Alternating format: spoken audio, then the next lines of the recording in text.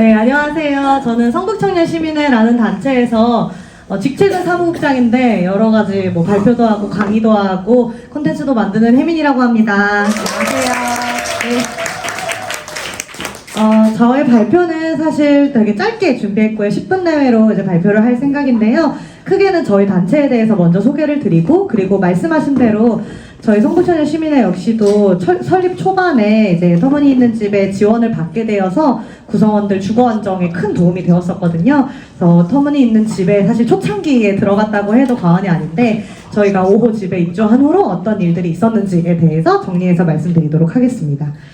네, 그래서 먼저 저희 시민회에 대해서 소개를 해드리면요. 성북구에 사실은 되게 많은 청년들이 살아요. 성북구 인구의 절반 아니고 30% 초과하는 청년 인구들이 살고 있는데, 거기에서도 여전히 서로 연결되고 싶어 하는 청년들이 되게 많았어요. 그래서 저희는 2013년도부터 성북청년회라는 이름으로 아주 작은 커뮤니티 모임을 시작했던 청년들이 이어가는 그런 과정 속에서 만들어진 단체이고요. 사실 성북구에서 이런 일들이 벌어질 수 있었던 거는 되게 많은 생태계가 뒷받침되었기 때문인 것 같아요. 그래서 저희는 이제 거버넌스라는 말에 굉장히 익숙할 만큼 시민들과 공공이 함께 만들어가는 구조가 굉장히 잘 되어 있는 구 중에 하나였고, 청년들을 위한 활동 공간도 2022년까지는 4개가 존재하고 있었어요. 그런데 안타깝게도 이제 무중력지대라는 청년 공간, 그리고 성북청년 공간이라는 공간이 2020년 이나 19년도부터 계속되다가 22년도 12월 달에 운영 종료가 됩니다. 그래서 사실은 청년들이 일을 벌리기 굉장히 좋은 구 중에 하나였는데, 지금은 또 꼭 그렇지만은 않다라는 환경 속에 있는 것 같아요.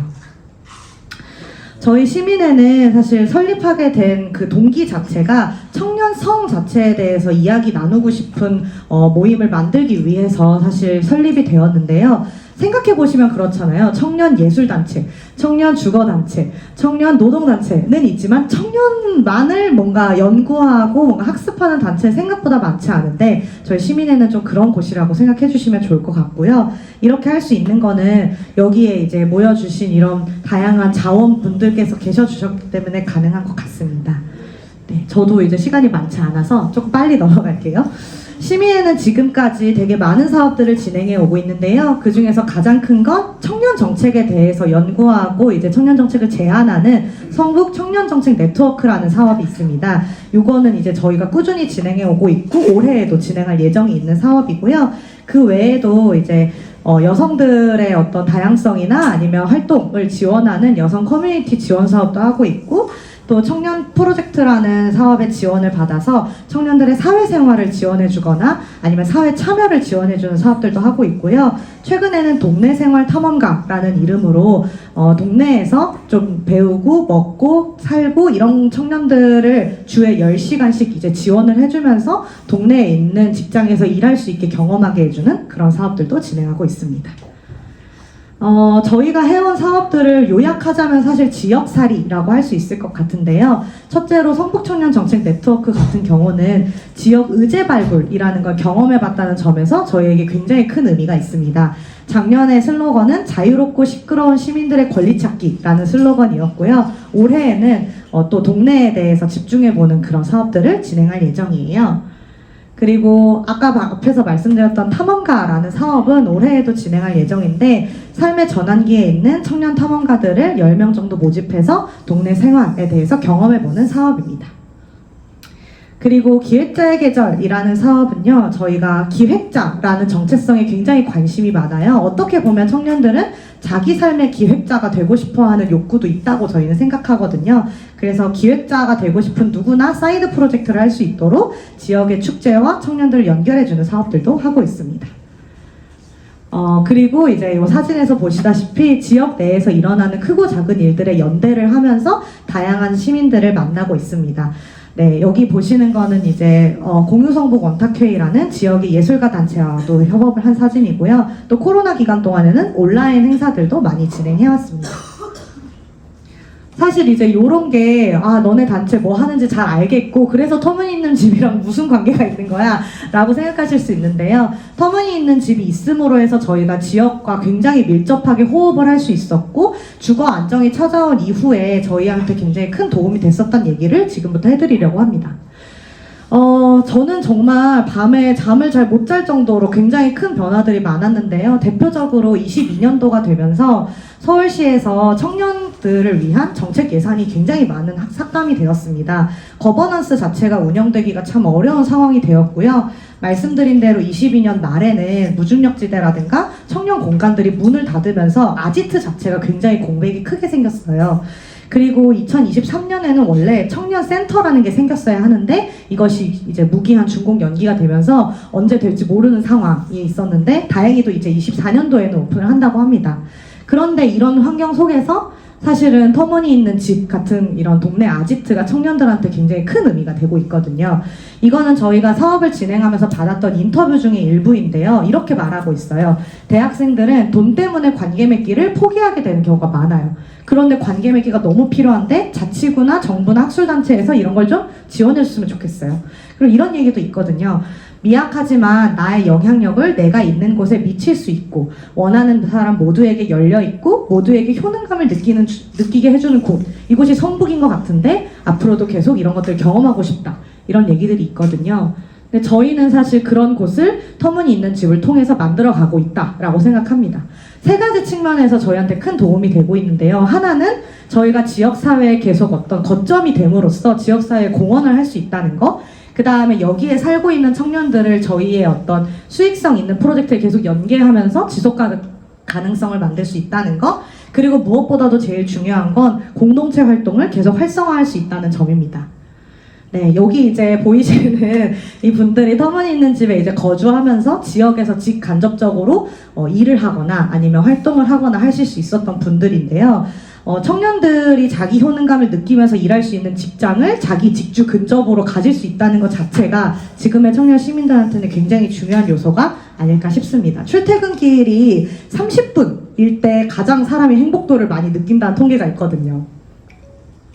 그리고 저희의 가을 소풍도 같이 갔다 왔는데요. 성북청년시민회가 이름은 청년단체이지만 사실 세대균형에도 굉장히 관심이 많아요. 그런 측면에서 터무니있는 집을 통해서 다양한 세대의 이런 분들을 만날 수 있다는 점이 저희에게도 큰 영감이 되고 있는 것 같습니다.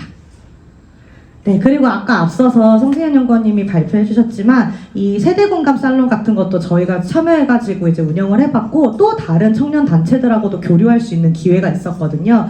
저희가 그냥 저희 집에서 혼자 살면 이뤄내지 못할 것들을 터무니있는 집 네트워크를 통해서 서로 연결될 수 있고 서로의 존재를 알 수 있는 관계가 될 수 있다는 거 너무 좋고요. 저희는 디자인을 잘한다면 어디는 글을 잘 쓸 수도 있고 어디는 말을 잘할 수도 있는 거잖아요. 이런 관계들이 앞으로도 연결됐으면 좋겠습니다.